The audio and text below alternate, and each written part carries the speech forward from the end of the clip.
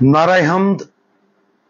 अगर कोई मुझे प्यार करता है तो वो मेरे कलाम पर अमल करेगा और मेरा बाप भी उससे प्यार करेगा और हम उसके पास आएंगे। आज हम मुकद्दस लूका की अंजील उसका 7वां बाब और उसकी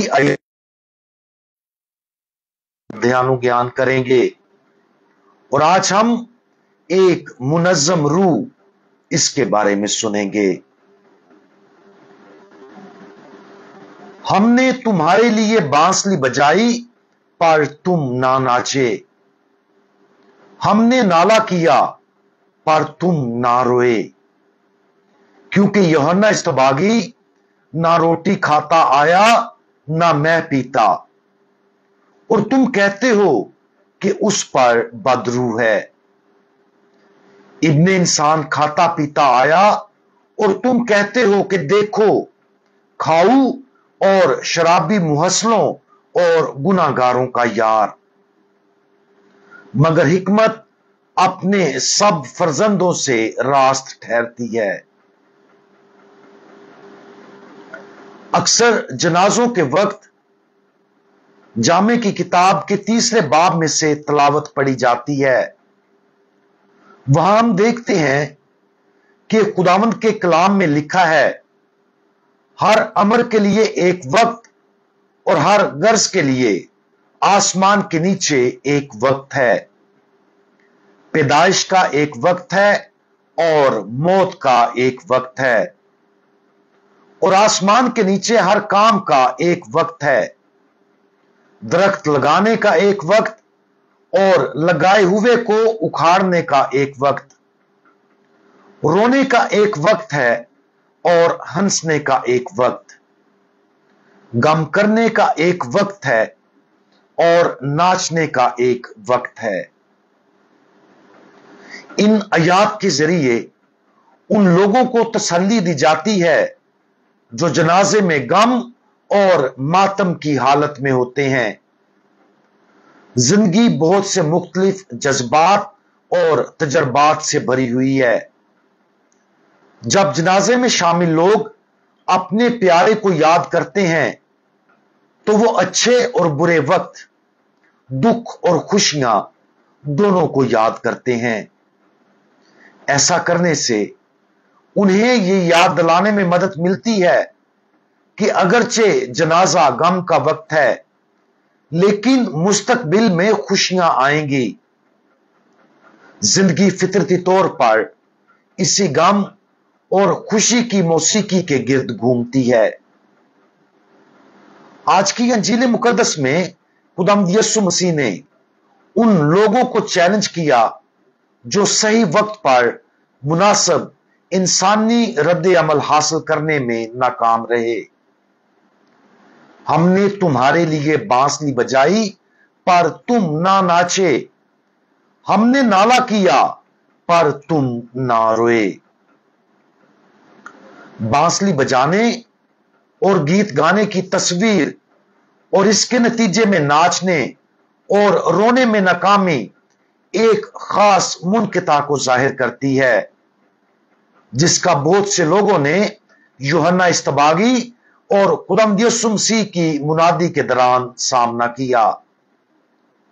इस हवाले पर तबसरा करते हुए मुकद्दस अगस्टिन कहते हैं कि यूहन्ना इस्तबागी की मुनादी एक नाला करने वाले की तरह थी, जिसने लोगों को तौबा करने के लिए रोने और मातम करने की दावत दी। जब उसने मुनादी की तो बहुत से ऐसे थे जो मुनासिब तौबा के साथ जवाब देने में नाकाम रहे। जब खुदावंद यीशु मसीह आया तो उसने मुनादी की और फजल की नई जिंदगी की गवाही दी जिसे वो अता करने आया था। अगरचे कुछ लोगों ने उसकी बात सुनी और जवाब दिया, लेकिन बहुत से ऐसे थे जो उस पर ईमान ना लाए। खुदावंद यीशु मसीह का पैगाम बांसुरी की मौसीकी की तरह था जो लोगों को रक्स करने की तरगीब देता था। लेकिन बहुत से लोग बदलने वाले पैगाम और फजल के जरिए तजर्बा करने का खुशी के साथ जवाब देने में नाकाम रहे, जिसके मुताबिक उन्हें जीने और जिंदगी गुजारने की दावत दी गई थी। बेशक आसमान के नीचे हर अमर और हर गर्ज के लिए एक वक्त मुकर्रर है। हमें जो मिशन दिया गया है वो ये है कि खुदा हमारी जिंदगी के हर लम्हे हमसे जब हम कलाम होता है तो हम इस बात पर ध्यान दें।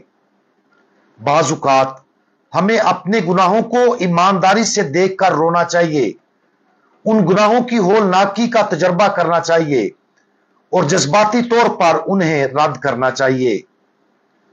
दूसरे औकात में हम रक्स करेंगे जब खुदा हमें अपने तसल्ली बख्श फजल में दावत देगा और हम वाज़े तौर पर उसकी मेहरबान मोहब्बत को देखेंगे। उन लम्हात में हमें दिल की गहराइयों से शुक्रगुजार होने और अपनी पूरी रूह के साथ उस शुक्रगुजारी का इजहार करने की दावत दी जाती है। आज उस दावत पर गौर करें जो हमें अच्छी जिंदगी गुजारने के लिए दी गई है। इस बात पर गौर करते हुए देखें कि हम अपने आसपास के लोगों की तरफ कितना ध्यान देते हैं। क्या हमारी हमदर्दाना और मोहब्बत भरी तवज्जो उन लोगों के दिलों में दर्द देखने के काबिल है या नहीं?